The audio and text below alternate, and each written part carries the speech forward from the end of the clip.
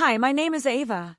If you think your family is complicated, wait until you hear what mine did to me.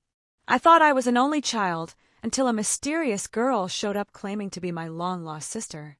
At first, I was thrilled.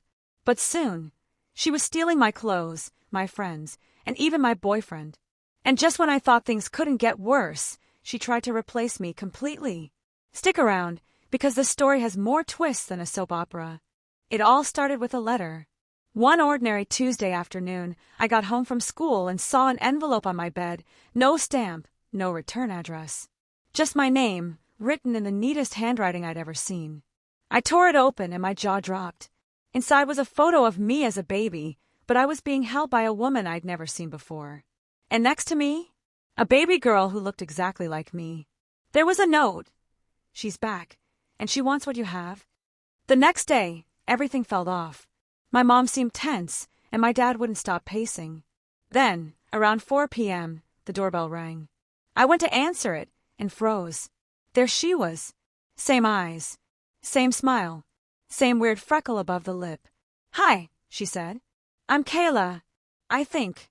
I'm your sister." My mom gasped. My dad went pale. I stood there, speechless. I didn't know whether to scream, hug her, or slam the door.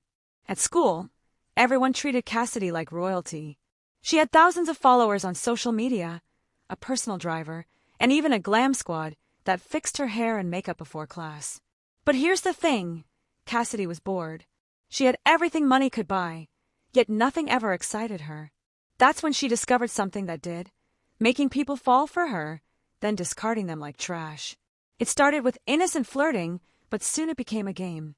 "Let's see how fast I can make this guy cry," she once said, smirking. It was like she was addicted to drama, until one day, she picked the wrong person to play with. Jonah was different. He was the new kid, quiet and artsy, with piercing green eyes and a sketchbook always in hand. He didn't worship Cassidy like the others did. In fact, he ignored her completely, and that made him irresistible to her. "Who's that guy?" Cassidy asked, clearly annoyed. Her friends laughed. Probably some poor weirdo. But Cassidy was intrigued. She cornered him in the art room one day, pretending to be interested in his drawings. "You're really talented," she purred. Jonah looked up at her and said calmly, "You don't mean that?" Cassidy froze. No one had ever called her out before. And so the game began. But this time, it wasn't clear who was the hunter and who was the prey. Cassidy wasn't used to rejection. Every guy she'd ever looked at fell head over heels for her, but not Jonah. The more she tried to impress him, the more indifferent he became. She started showing up where he liked to hang out. The library, the art wing, even the quiet rooftop spot no one else knew about. "You're stalking me now?" he asked one day, not even looking up from his sketchpad. "I'm just interested," Cassidy said, masking her frustration with a smile. Jonah finally glanced at her. "You don't really care about me. You just don't like losing." That stung. Still, Jonah didn't push her away. He let her sit with him. They started talking, really talking. He told her about his mom who left, his dad who worked nights, and how drawing helped him survive loneliness. For the first time in her life, Cassidy listened to someone else's story. And something unexpected happened. She felt something. Not manipulation. Not strategy. Just a weird flutter in her chest. But Cassidy, being Cassidy, couldn't let her guard down. "Not yet." She smiled sweetly and said, "You're kinda cute when you're emo." Jonah rolled his eyes, but she noticed a tiny smile tug at his lips. By the time the fall formal rolled around, everyone was buzzing about Cassidy and Jonah. "Are you seriously into that guy?" her best friend Mia asked, brows raised. Cassidy shrugged. "It's just for fun." But it didn't feel like fun anymore. When Jonah wasn't around, she actually missed him. That night, she wore a deep blue gown that shimmered under the lights, and when she walked into the dance, all eyes were on her except Jonah's. He was leaning against the wall in his usual black hoodie, looking completely out of place. She walked up to him and held out her hand. "Dance with me." He looked at her for a long moment before saying, "Only if you're honest with me." "About what?" "Why me?" he asked. "Why are you really doing this?" Cassidy hesitated. Her usual lies caught in her throat. She opened her mouth to speak.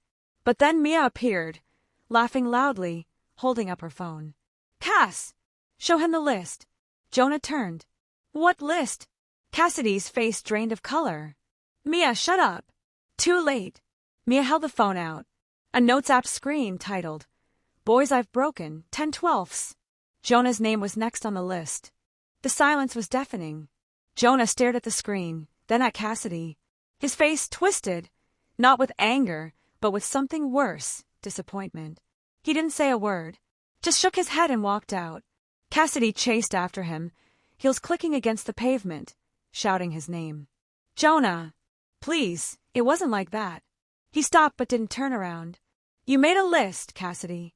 You wrote my name down like I'm just a game to win. Her throat felt tight. It started like that, yeah. But it's not anymore. He finally faced her, eyes burning. Then why didn't you delete the list? She didn't have an answer. Because the truth was, deleting it meant admitting she cared. And that terrified her. He left. Just like that. No dramatic yelling, no revenge. That was the worst part. How quiet it was. How final. The next day at school, Jonah wasn't there. Rumors flew, but Cassidy didn't care. For the first time in her life, she skipped class, sat alone behind the gym and cried. Really cried. Cassidy was never the type to apologize. But she couldn't stop thinking about Jonah, how he made her laugh without trying, how he saw through her walls.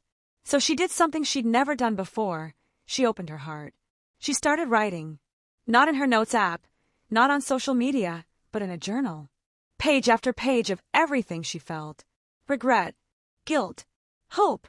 She asked around and found out Jonah had been skipping school to help at a community arts center downtown. So one day she went. No makeup, no perfect outfit, just her and the truth. He was painting a mural when she walked in. Their eyes met. Silence. Then, quietly, she pulled out the journal and held it out. You don't have to forgive me, she said. But I needed you to know I'm sorry. For real. He looked at the journal. Then back at her. For the first time in days, he didn't look angry. Just tired. You wrote all this. She nodded. He took the journal, tucked it under his arm, and said softly, I'll read it. No promises. It wasn't much, but it was a start. Days passed. Cassidy went back to school, but it wasn't the same. People still whispered, List girl, they called her now. Some laughed behind her back. Others weren't so subtle. She ignored them. For once, she had bigger things on her mind. She kept journaling. Not just about Jonah, but about herself, her fears, her fake confidence, her fear of being seen. Then, one afternoon, she opened her locker and froze. Inside was the journal she gave Jonah. It had a note stuck on the front. Page 74. Heart pounding, she flipped through until she found it. Below her messy handwriting, he'd scribbled, You're not who I thought you were. You're more. Can we talk? She barely made it through her last class. That evening, they met at the same art studio. He was waiting. No mural today, just an empty wall and 2 folding chairs. He patted one. She sat. I read every word, he said. You're still kind of a disaster, but you're all so honest now. And that's new.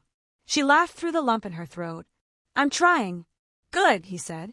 Because if we're gonna do this, it's gotta be real. They didn't rush. They didn't pretend nothing happened. Jonah asked questions. Hard ones. Cassidy answered them all. Honestly, even when it hurt. They started spending time together again. Helping with the mural, studying, grabbing ice cream without posting it. One afternoon, Jonah asked, Do you still have that list? Cassidy sighed. No. I deleted it. For good. He smiled. Good. Because I made a new one. He pulled out a crumpled scrap of paper and handed it to her. It read, Things that actually matter. Someone who listens. Someone who says sorry. Someone who grows. Someone real. She blinked back tears. This is about me? He shrugged. It's about us. If you want it to be. She smiled. This time for real. No act. No layers. Just Cassidy. Messy, flawed, finally free. Cassidy couldn't move on until she faced the people who encouraged the list in the first place. So she invited them, Liv, Mariah, Theo, and even Layla to the art studio. I know why you all liked the list, she started. It made you feel in control. Like if we just followed these fake rules, we wouldn't get hurt. But we still did, didn't we? They were silent. Mariah crossed her arms. So what? Now you're better than us. No, Cassidy said. I'm just done lying to myself. And I'm done pretending this list helped anyone. Layla looked down, chewing her lip. You think we're all fake? Cassidy softened. I think we're scared, but I also think we can be better. No one apologized. But no one stormed off either. That night, Cassidy painted over her original mural, the one they all helped with. In its place, she started a new one. Alone. It was messy, bold, imperfect, and real. Weeks later, Cassidy was called to the office. She thought she was in trouble again, but instead, the secretary handed her an envelope. Inside, a photo of her new mural and a note. From a fan. No signature. She rushed to the art room. Jonah wasn't there.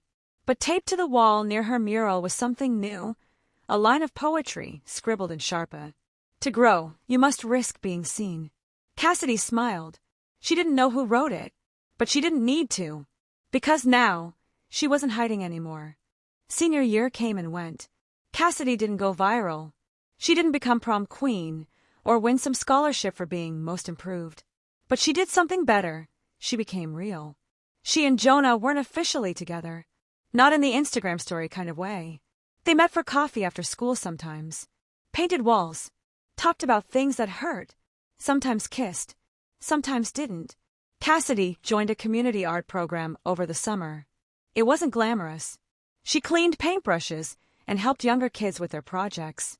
But she loved it. The old list. It faded. A few freshmen dug it up and tried to revive it. But it felt hollow now, like quoting a joke no one laughed at anymore. People still talked about Cassidy behind her back. Some praised her for being brave. Others called her dramatic. She didn't care. Because now, Cassidy made her own lists. They weren't about boys or popularity. They were about books she wanted to read. Places she wanted to visit. Things she was scared of, but willing to try anyway. One of the last pages in her sketchbook read, "Make a mess. Fall in love. Start over. Do it all again." So yeah, that's how I went from being a hopeless case to someone who finally sees her own worth.